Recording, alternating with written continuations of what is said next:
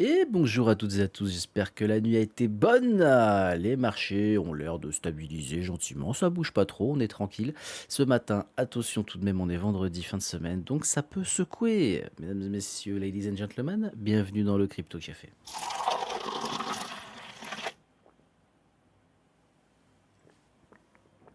Allez, bon, on démarre comme d'habitude notre petite matinale avec l'aperçu du marché des cryptos.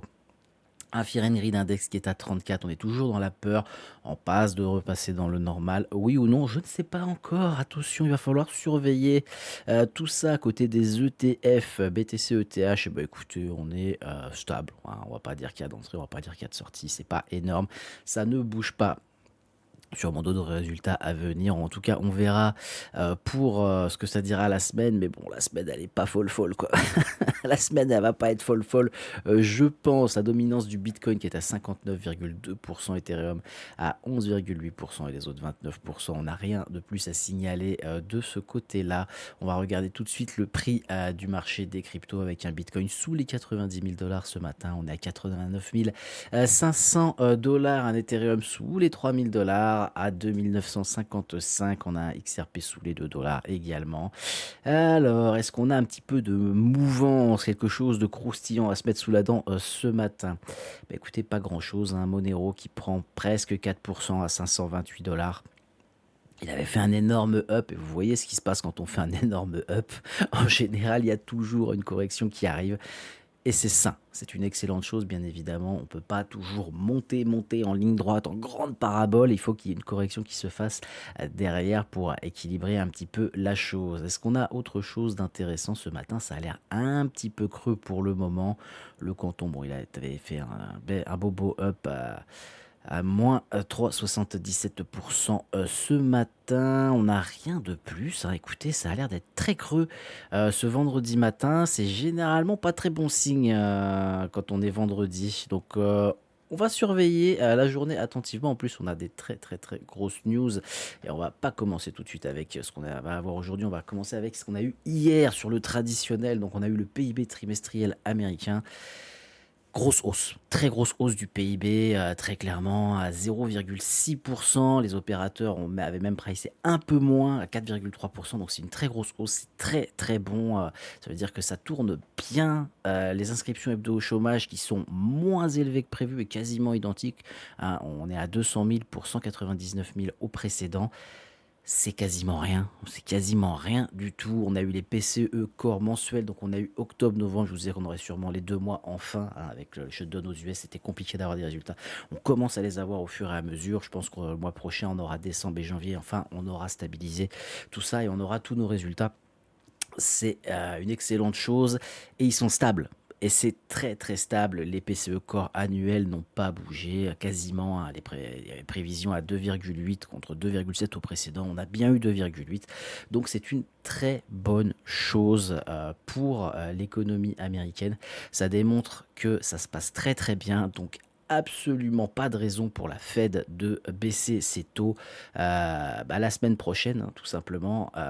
Et on verra, on en parlera plus tard, puisque je suis en train de vous préparer une vidéo d'ailleurs sur la Fed, sur la baisse des taux, etc. On va vous expliquer un petit peu tout ça, parce que c'est vrai que ça peut paraître barbare, ça peut paraître un peu incroyable, mais la Fed a quand même de sacrés pouvoirs. Donc c'est important de s'éduquer et de comprendre un peu tout ce qui se passe là-dedans. Les stocks de pétrole brut, donc ils sont en augmentation, et ça c'est pas étonnant, hein, avec ce qui se passe. Donc encore une fois à surveiller l'US Oil, mais on y reviendra juste après. Aujourd'hui, alors on a déjà eu des premiers résultats qui sont très intéressants, hein. Les traders de Forex vont se reconnaître là-dedans. On a la décision de la Bank of Japan sur les taux d'intérêt.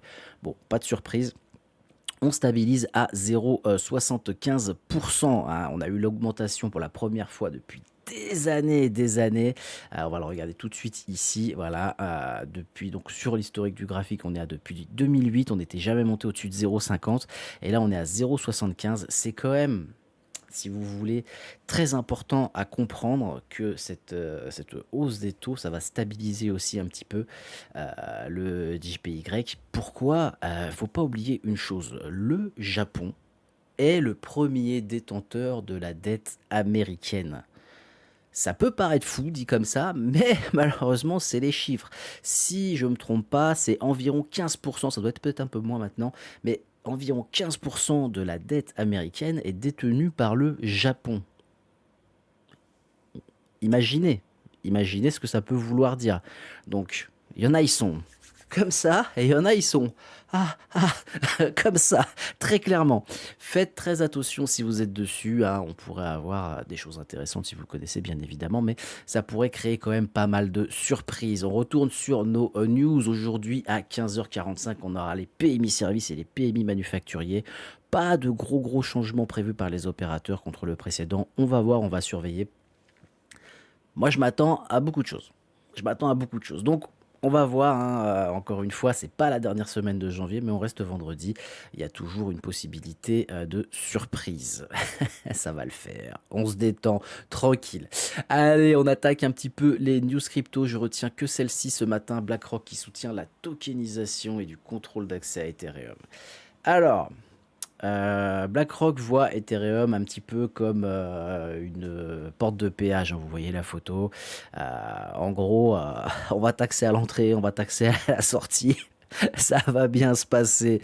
La détente, la détente. Moi, j'aime bien ce genre de petit graphique. Pourquoi? Parce que bah, tout simplement, on peut voir que 65% de la tokenisation, hein, donc tout ce qui va être RWA et compagnie, c'est sur Ethereum.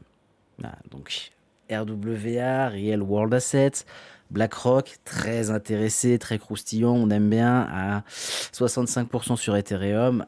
Ethereum, je pense que ça, personne n'en doute maintenant. On pourrait avoir de très belles surprises dessus. Donc si vous en avez, restez patient, parce qu'à mon avis, ça va picoter. Si vous avez des doutes, allez regarder la vidéo live qu'a fait Crypto Jérém. Vous allez voir qu'il a de très belles targets dessus. Allez, on continue alors avec une news moins crypto, mais un petit peu plus inquiétante quand même.